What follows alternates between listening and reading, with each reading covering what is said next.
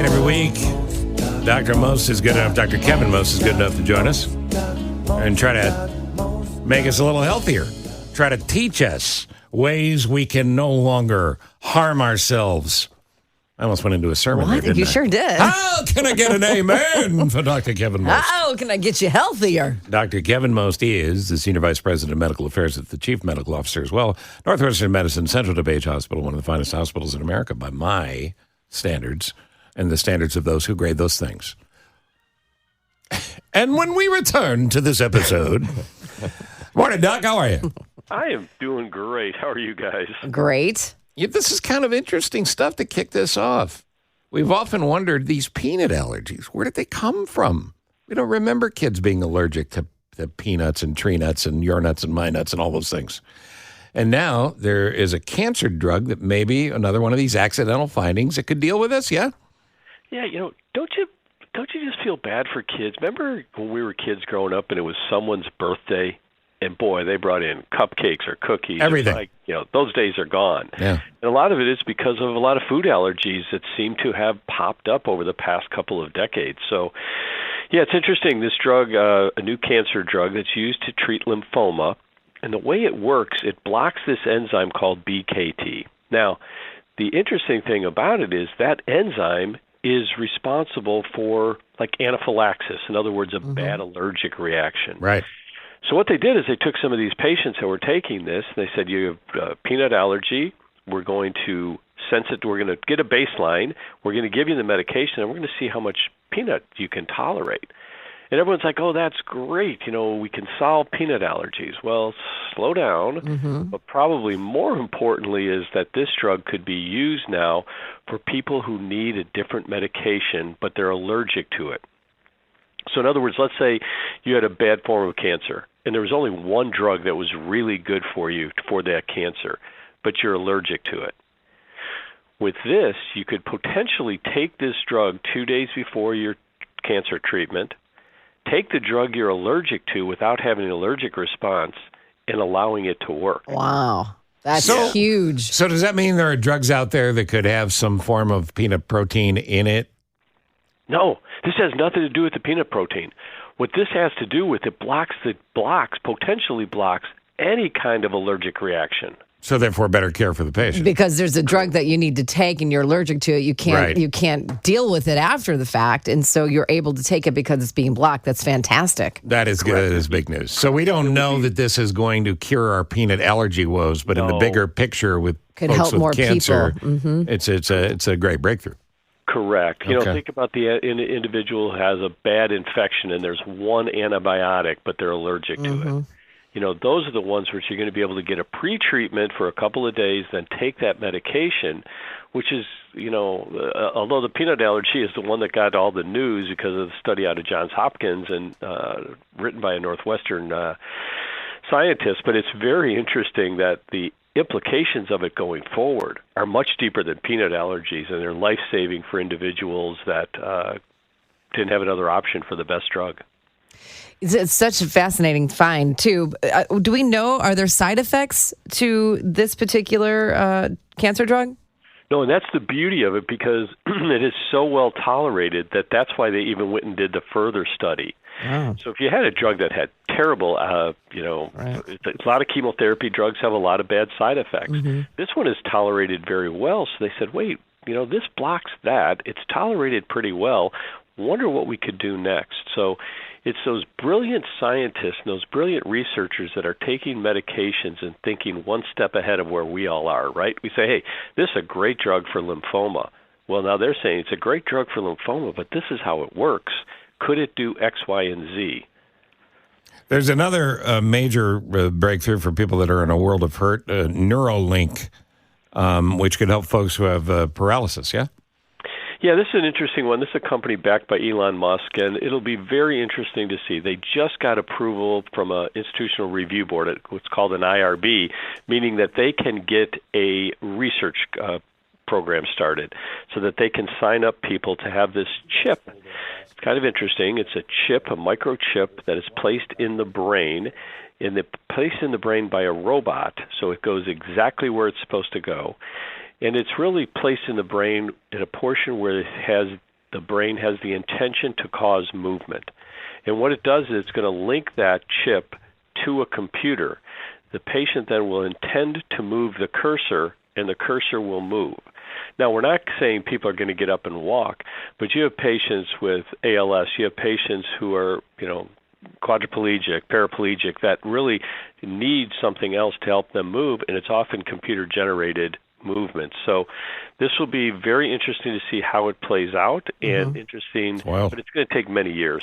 Yeah, and so this basically, it's like your thoughts are, you're moving based on what you're thinking. Correct.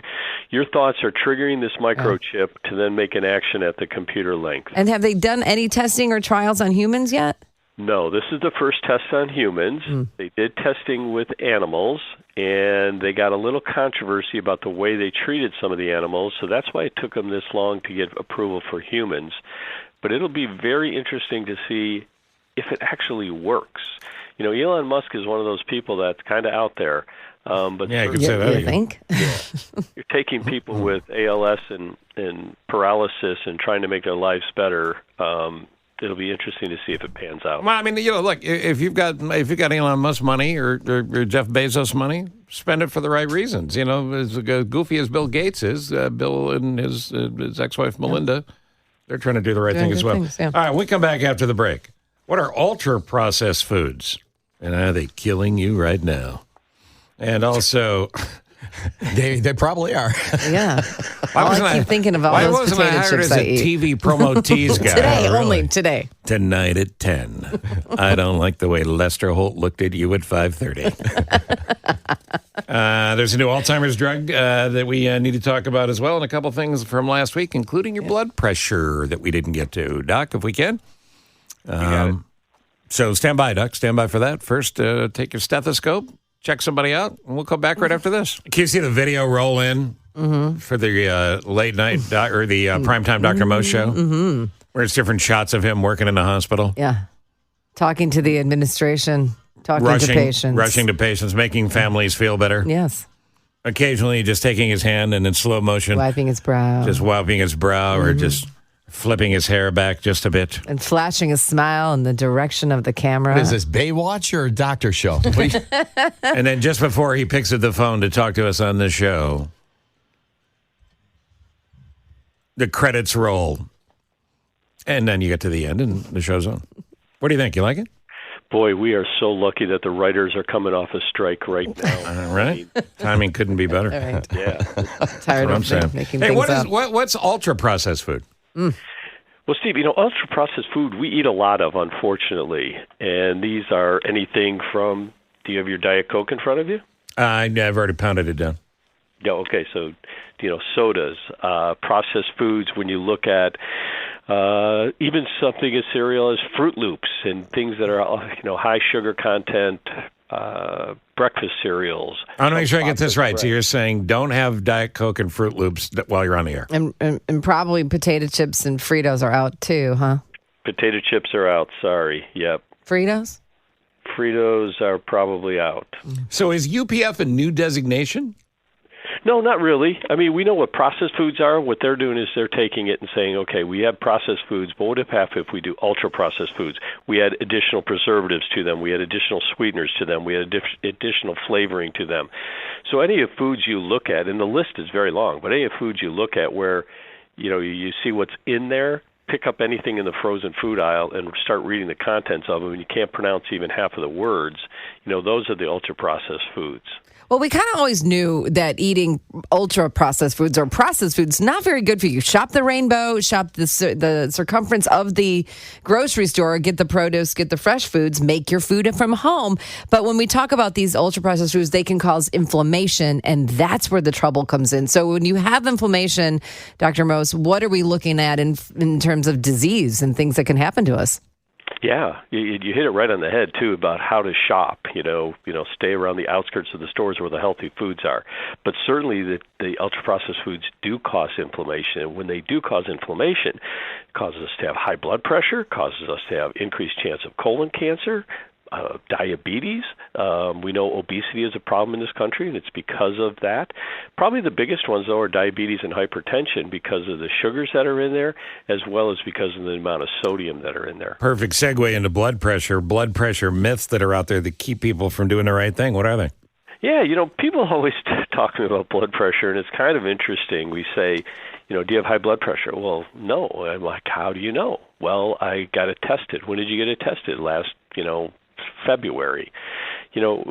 Blood pressure, unfortunately, is a silent disease, and it is probably one of the most undertreated and under-respected illnesses that we have. A lot of people have high blood pressure, and people say, oh, you know what, it's only for old people. Well, no, unfortunately, young people can have high blood pressure as well. Almost 10% of people between the ages of 18 and 39 have high blood pressure. And then we say, oh, it's only in men. And you know what? That's true when you're early on in life, but over the age of 65, women have more hypertension than men have hypertension. So it's an important number. Know your numbers, know what they are, and take the medicine is probably the biggest thing is if you have it, take the medicine because so much of people walking around with high blood pressure are undertreated or mistreated. See, it's interesting because I take multiple prescription drugs. I got a blood clotting issue. I had high cholesterol. So that means I take, several prescription drugs. So I wouldn't even think about getting off them without talking to my doctor. But that's a constant problem, huh? Well, that and compliance. Do you remember to take them every day? Sure. Do you remember to take Stop them yelling at me. I do. No. I think if people get into the normal thing of saying it, I'm taking it at the same time every day, the chance of them taking it goes up. The beauty of it is that right now we have a lot of medications that you take once a day. Think about when we first started taking, we'll go back to something as simple as penicillin. You used to have to take that 4 times a day. What are the chances of you remember to take it 4 times a day? 0. So now with medications where it's once a day, we've advanced medications to a point where once a day works so well that really taking your blood pressure medicine, taking your cholesterol medicine at the same time every day is so important. All right, there's trends all the time. Apple cider vinegar, yes or no, helps lower blood pressure? No, it does not. No research has shown it. Certainly if you're at a point where you're thinking taking that for your blood pressure, please see a doctor. People say, all the medications for high blood pressure have side effects. Certainly they may have some side effects, but a lot are very easily tolerated and you won't even know you're on them. So that old wives' tale of apple cider vinegar, please put aside. And the notes that we post, Jane, with the podcast, I always learn stuff every time we talk to Dr. Most, and I've known him forever. And he loves when I call him late at night and ask him random medical questions. You're like, should I take this or not this? But when you put the blood pressure cuff on and they go, and and it goes till it hurts. It's real super tight. I didn't know the reason for that was not just for the doctor to get a giggle. It turns out, Doc, you explain it. You have to stop the blood pressure flow to get a proper reading? Correct. What we do when we're taking your blood pressure is we're listening for 2 sounds. One is the systolic sound, that's the highest pressure, and the other is a diastolic sound, that's when the heart is at complete rest. So when we pump up that blood pressure cuff in your arm, the people that have high blood pressure, we have to go way up because the blood pressure is so high. So we pump that up to a point where you have no blood flow going through your arm.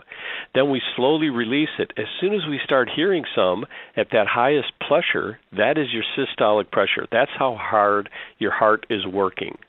And then we let it go down until all the sounds are gone. And once they're gone, that's the heart at rest. That's your diastolic. That's your lowest blood pressure number. Mm-hmm. So that's what we're listening for there, and very important that we do it, in a quiet environment so that we're getting it as accurate as possible because we make decisions based on those numbers as to whether you need medications and exercise and diet changes. So what's the range? 120 over 80, right? That's the new norm? Well, yeah, we look and we look at hypertension now a lot more critically, I'll say, than we used to. It used to be 90 was okay, or anything below 90 was okay. Now we're really looking at that 80. 80 to 90 is pre-hypertension now, and we're going to get more aggressive treating that individual, where in the past we would say, let's hold off a little bit, just because we know that hypertension does damage to your heart, kidneys, eyes, pretty much everything. So we're starting to get much more aggressive in treating numbers. What about people that have low blood pressure? Can that be a problem? And what is too low? No, for the most part, if you have a blood pressure that is low, but you're still totally functional, your heart is more efficient than anyone else's. If you take a good world-class long-distance runner, good athlete, they're going to have pressures that are going to be very interesting and being very low because their heart is tuned to a point where it works very efficiently. Now, if you stand up and you get lightheaded, your blood pressure didn't react fast enough to change, then you have low blood pressure that needs to be more reactive to changes in your position, your body positioning. And I think it's important, to try to be as healthy as you can. As you know, I'm trying to get back to my birth weight. And and also my blood pressure when I was, a high school athlete, I think at one point was 5/2. Yeah. So that was kind of low. We don't have time to do it justice, but I do want you to mention the name of the new Alzheimer's drug, and we'll take it up next time. Well, Leqembi, and we talked about it briefly, but I think the big news there was that Medicare came out and said we're going to pay 80%. This is a drug that costs $26,000 a year. So many of the individuals who were qualified to take that medication, there was no way they could afford it. So with Medicare stepping up and saying we're going to pay 80%, that out-of-pocket comes down to about $5,000. Not an insignificant amount, but I'll tell you, if the results that we showed in the clinical trials really pan out, this is going to be a game changer as far as slowing down the progression of Alzheimer's. And somebody brought up the blood pressure cuffs at home and monitors and machines at home. Should you do that at home? Yeah, you definitely should. There's a couple of things. One, whatever one you get, you can look it up online to see how accurate it is. And then the other thing I always tell people is it's portable. Bring it with you to your doctor's office. And see if it's the same as the Pro one. Right. If the numbers are different, then maybe your machine at home is not accurate. Correct. Exactly. I bring my launch monitor from the driving range into the doctor's office as well. I bring all of it in. You bring all of it in. Lawnmower. I know we've had discussions about what you bring to the doctor's office before. Too much. Take this and leave it in your car. Dr. Kevin Most, Central DuPage Hospital. Thank you, sir.